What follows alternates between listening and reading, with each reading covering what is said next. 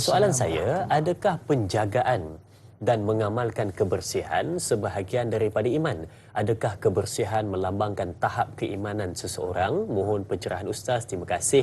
Terima kasih juga Nur Dahlia Biru atas soalan yang ditanyakan. Dan betul kata dia, adakah bila mana kebersihan yang melambangkan iman seseorang, lagi bersih orang tu, lagi tinggi tingkat keimanan seseorang. Dan Ustaz juga boleh pesan kepada penonton-penonton berkenaan dengan menjaga kebersihan alam sekitar juga sebahagian daripada iman. Silakan Ustaz. Subhanallah. Menarik atas soalan daripada Puan Dahlia atas soalan yang dikemukakan tadi. Apakah kebersihan itu juga adalah merupakan sebahagian daripada iman? Dan seperti mana saya menyatakan tadi, at-tahuru syatrul iman, bahawa menjaga kebersihan itu ataupun kebersihan dan kesucian itu adalah merupakan sebahagian daripada iman. Dengan erti kata yang lain, bila sebut sahaja separuh, itu nak menunjukkan tentang ahamiyah, tentang betapa pentingnya kebersihan yang perlu diambil berat bagi seorang yang beriman kepada Allah Subhanahu wa taala. Bersih diri di saat ketika kita berada dalam keadaan kotor dari sudut batin kita, bersama dengan isteri, ataupun berada dalam keadaan berhadas, maka Islam mengajar kepada kita agar kita menyucikan diri. Kenapa? Sebab inilah tuntutan iman daripada Allah Subhanahu wa taala kepada kita. Yang kedua juga disebut oleh Nabi sallallahu alaihi wasallam tadi, yang disebut dengan asyrun, ada 10 perkara daripada fitrah yang ada pada diri manusia, yang dalam hal ini juga berlaku pada umat-umat sebelum daripada Rasulullah sallallahu alaihi wasallam, yang dibawa oleh nabi-nabi sebelum daripada Rasulullah sallallahu alaihi wasallam. Di antaranya amalan-amalan yang saya sebutkan tadi, bersiwak. Zaman sekarang ni kita kata bros gigi, dikiaskan dengan bab bersiwak, sehingga kan ada dalam hadis Nabi sallallahu alaihi wasallam, Rasulullah kata, laula asyqa ala ummati la amartuhum bisiwak inda kulli salah.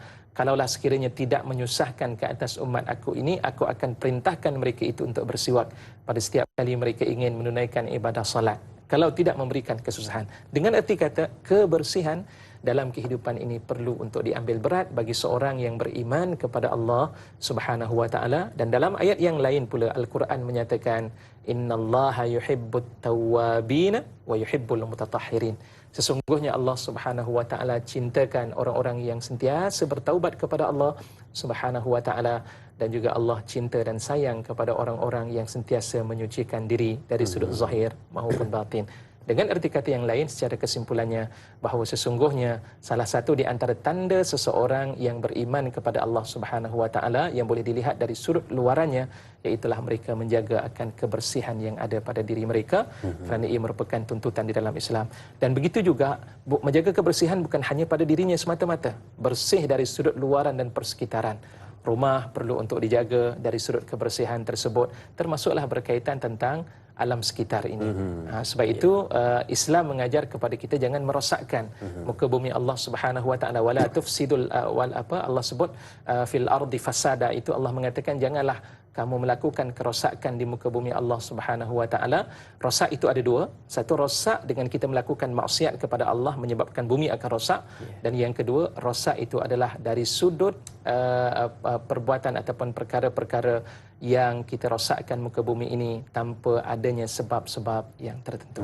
Ya Allahu a'lam. Baik, itu perkara yang patut dijaga. Dan penonton semua, keluarga besar tanya Ustaz, bila kita sebut tentang kebersihan sebahagian daripada iman, pentingnya untuk kehidupan kita, dan kita akan nampak pada sudut kebersihan zahir sahaja, dan adakah juga kebersihan sebahagian daripada iman ini boleh juga dikaitkan dengan kebersihan pada fikiran, hati dan juga jiwa? Adakah itu juga sebahagian daripada iman, Ustaz, untuk kebersihan dalaman? Ya, itu termasuk di antara hadis yang disebut secara umum, ya. Dan sebab itu dalam hadis tersebut Rasulullah sallallahu alaihi wasallam menyambung dengan hadis berikutnya, itu subhanallah, ucapan daripada subhanallah itu juga adalah merupakan ciri iman kepada Allah Subhanahu wa taala, dengan maksud dan arti kata yang lain, bersih dalam kehidupan orang yang beriman kepada Allah Subhanahu wa taala.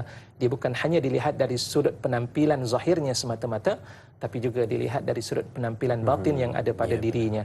Rasa kebersalahan kepada Allah, ingin bertaubat kepada Allah, lantas ia menyucikan dirinya dengan beristighfar kepada Allah Subhanahu wa taala, tanda seseorang itu beriman kepada Allah Subhanahu wa taala. Kenapa? Sebab yang menyebabkan punca lahirnya kita menjadi seorang yang hebat, punca yang menyebabkan kita menjadi seorang yang berakhlak itu adalah berpunca daripada hati kita. Kalau hati kita bersih, insya-Allah seluruh amalan kita akan menjadi bersih. Dan itu akan disebut dalam hadis Nabi sallallahu alaihi wasallam di mana Rasulullah sallallahu alaihi wasallam bersabda, "Inna fil jasadi mudghah, idza salahat salahal jasadu kulluh wa idza fasadat fasadal jasadu kulluhu ala wahyal qalb." Sesungguhnya dalam diri manusia itu ada ketulan darah. Jika baik ketulan tersebut, maka baiklah keseluruhan akan jasadnya. Jika sekiranya rosak ketulan darah itu, maka rosaklah seluruh anggota badannya. Ala wahyal qalb. Rasulullah mengatakan, ingatlah, itulah dia hati. Kalau hati baik, baiklah seluruh amalan-amalan kita.